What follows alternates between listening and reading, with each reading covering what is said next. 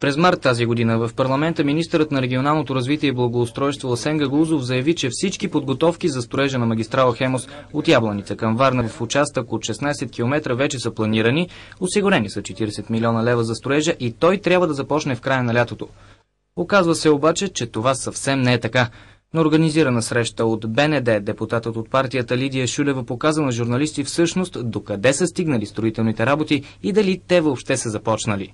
Аз се надявам, че тук ще направим един журналистически контрол върху парламентарния контрол, за да се види истината за лъжата, такава каквато тя беше представена пред целия български народ в отговор на питане на народен представител. Вие виждате как се строят 16 км от магистрала Хемус с парите 40 милиона, които министър Гагаузов каза, че са отделени. Ето тук виждате как се строи 16-километровата отсечка от автомагистрала Хемус, която правителството обеща да построи преди време.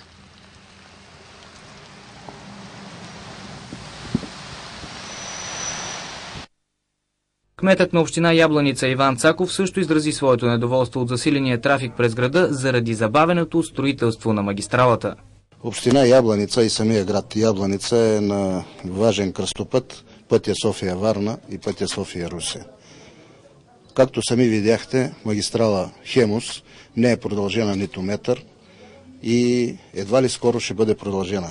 Лидия Шулева каза още, че от БНД ще поискат отговори от министър Гагаузов за причините за неизпълнението на строежа на участъка от магистралата. Вече има спечелени обществени поръчки за изпълнението на проекта за магистралата, но те не се изпълняват, добави Шулева. Според доклада на Европейската комисия от юли, България има голям проблем с изпълнението на обществените поръчки.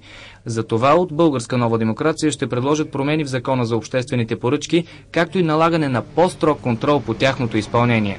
А междувременно магистралният път от София до Варна ще остане само в мечтите на българите.